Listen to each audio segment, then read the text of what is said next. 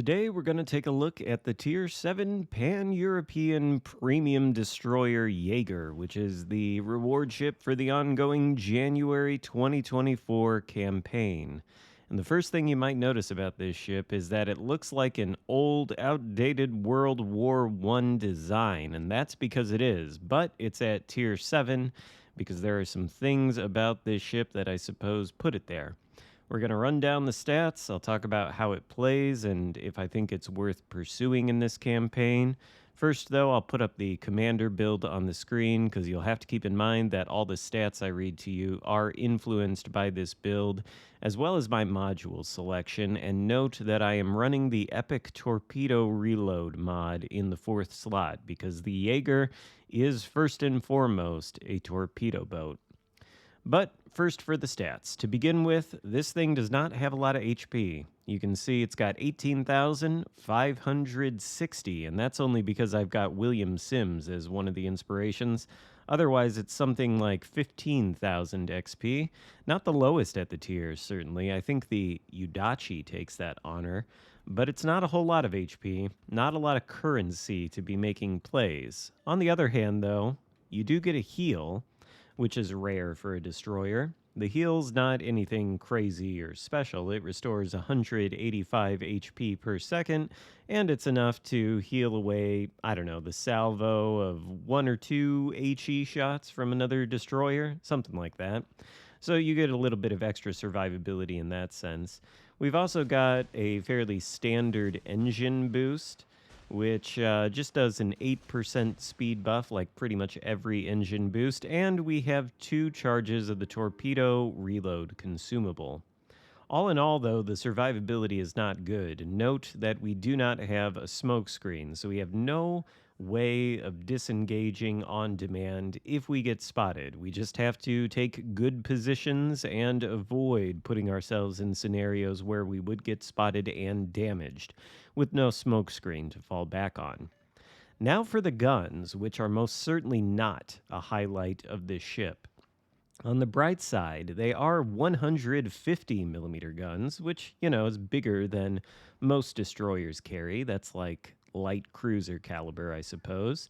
Their firing range is only 10.5 kilometers. They reload in 4.5 seconds, and they've got a turret traverse speed of 18 seconds. And when I read those numbers, that might not sound too bad to you. It might also not sound too bad if I tell you the maximum HE shell damage from these 3 guns is 2,200. They've got an 11% fire chance, and the maximum AP shell damage is 2,950, nearly 3K. Those are pretty good numbers if you look at them in isolation, but you got to remember these are 3 guns that reload in about 4.5 seconds. So pretty much every single destroyer you're going to encounter is going to outgun you. This is sort of like the IJN torpedo boat gun power, where the guns individually hit pretty hard when they make contact, but in this case, there's just not enough of them. The IJN torpedo boats have a different problem where their turret traverse is very slow and their reload is very slow. Jäger doesn't share that problem. It just doesn't have any guns, so you're not really going to be using them to deal most of your damage. The damage, as you can see, is going to come from these torpedoes. And you might have noticed with the hits on the Iwami and the Turpits, which were achieved using the Torpedo Reload booster, as you can see, you might have noticed that the hits were not all that big in terms of damage. That's because these torpedoes more or less hit like pillows. The maximum torpedo damage is 7,725, and that's before you take into account things like the torpedo damage reduction on a battleship, which is probably at least 20-30%. So you're looking at more like hits for 6K, maybe even 4 or 5K on the lowest end, depending on what kind of battleship you're launching these against. Cruisers, on the other hand, have less torpedo damage reduction, so you might get closer to the full 7,000 if you manage to land some of these torpedoes on cruisers, which I have done, because there are good things about these torpedoes. Don't think that just because the damage is awful, which it is individually, It means the torpedoes themselves are completely irredeemably awful. They do reload in 55 seconds with this build. And, of course, I've got the Epic Torpedo Reload mod, which means every 30,000 we do, we get another 2% buff to our reloads. So I think theoretically, well, we already have them reloading in less than a minute, but we could get them reloading even faster. Their detectability by sea is not fantastic. It's 1.9 kilometers, so they are fairly visible. However, they do have a 12-kilometer range, which is quite long, and they go at 90 knots in the water. So when you do spot them at 1.9 kilometers, it's only a couple of seconds before they're going to hit your ship. Now, they aren't going to do a whole ton of damage when they hit, but I think the idea for these torpedoes is that they reload so quickly, and because they're so fast, they're actually quite easy to aim. They also have that unique benefit of having the super narrow spread that the Pan-Europeans get. You see it there, as opposed to the wide spread, which is somewhere in between the normal and wide spreads of normal destroyers that aren't Pan-European, at least I think it is. In any case, that makes them fairly easy to aim and fairly easy to land. And then they reload so quickly that I think the idea is you want to get multiple hits from these torpedoes because they do tend to, at least it seems to me, cause quite a bit of floods. And in that way, you can theoretically stack damage over time. In fact, I've gotten a number of instances where I've hit somebody whose DCP has been on cooldown with a torpedo or two. It's caused a flood, and it's been a permaflood that has caused them to lose more HP than they would have otherwise. However, we're not done with the stats here, and you'll notice there's an aircraft carrier in this game. Luckily, he doesn't ever give us too much grief here at any point, but if he did, we would be utterly incapable of defending ourselves.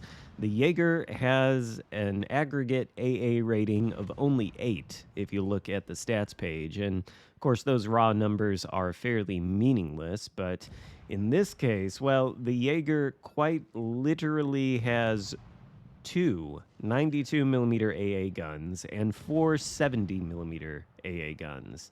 That's 6 anti-aircraft guns in total. The smallest ones do an average DPS of 4 per second, and the larger ones do an average DPS of 9 per second, which more or less might be 0 damage per second. These things are not going to be defending you against planes. And that's kind of unusual because the rest of the Pan-European destroyers are known for having pretty decent AA power. Not the story, not the case for the Jäger. It's utterly incapable of defending itself. And by the way, remember how I said these torpedoes are fairly easy to aim and land on target? Well, we saw one catch the enemy destroyer a little bit earlier, the Moss, which was a good thing because, of course, we weren't going to be doing too much damage to him with these guns.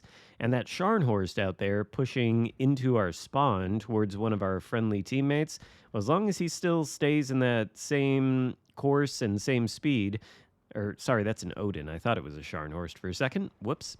As long as he stays on that course and speed, these torpedoes are going to have no problem catching him. And in fact, I think they catch him sooner than the other friendly torpedoes that were launched his way, taking him out for our second kill of the game. Still not done with the stats, though.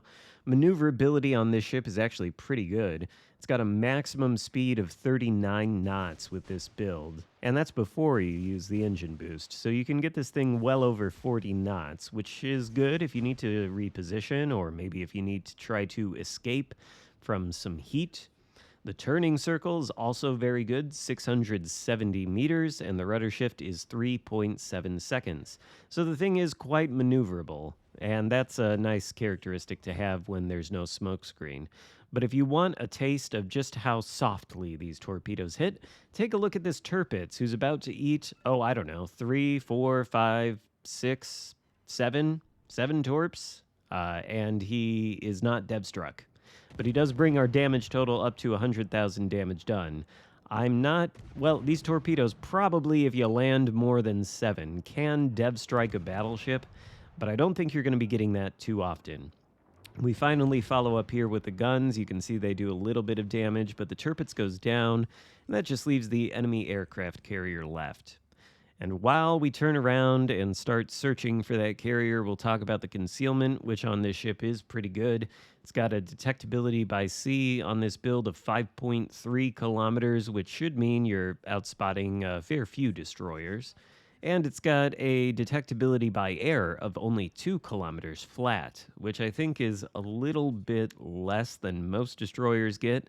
Theoretically, that should help it out when it comes to dealing with aircraft carriers. But is this thing worth it? Well, you've seen the damage that these torpedoes have done.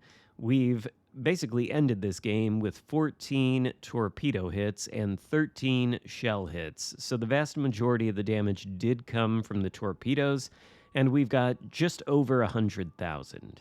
This thing is probably not going to be dealing huge tons of damage. And with its torpedoes the way they are, that armament is mostly useful against battleships, or maybe against cruisers, too. I haven't gotten too many hits on cruisers, but these things are so fast that it probably is fairly easy to get hits on the less maneuverable cruisers. In any case, that's how you're going to be dealing the majority of your damage, and because you only have 3 guns, you're pretty much utterly hopeless when it comes to any gunfights against other destroyers. Almost everything is going to win against you, which means that this particular vessel is only going to be good for slinging torpedoes out at larger capital ships. And that is fairly low impact in terms of winning the game. What you want in a destroyer, if you're trying to carry a game, is something that has better guns than this. Why? Well, because part of your job, a big part of your job as a destroyer, is going to be countering other enemy destroyers, and the best way to do that is by spotting them and gunning them down, sinking them and sending them back to port so they can no longer participate. The Jäger is not going to be good for doing that. It's only going to be good for torpedoing things, and of course you can maybe get these torpedoes involved in destroyer v destroyer fights, which realistically is probably going to be your only hope for actually sinking them. Otherwise, much like the IJN torpedo boats, what you can probably do is outspot them for your team to shoot at them. I've done that a few times, and, well, that relies on having teammates to shoot at them. So it's low impact in that sense that it's a damage dealer with its torpedoes, much like the IJN destroyers. But unlike those, these torpedoes don't hit very hard. In fact, in order to dev strike a battleship, you probably have to get literally all of them on target. Even 7 is not enough. So I think that right there is going to be a deal breaker for a lot of people. They're going to look at these torpedoes and they're going to say, they don't do that much damage. Why would I play this over an IJN destroyer? And frankly, good question. I don't know that I actually have an answer to that, other than these torpedoes reload really quickly. They're easy to aim, and theoretically you can stack dots, which can be valuable in terms of dealing damage. But ultimately, I think this is probably a fairly low-impact destroyer. It's certainly unique, but I don't know that it's worth pursuing as the campaign reward. Your mileage on that may vary, but I'm not horribly impressed by this thing, let's say. Hope you enjoyed the video. If so, give it a thumbs up, consider subscribing if you haven't already, and I'll see you next time. Goodbye.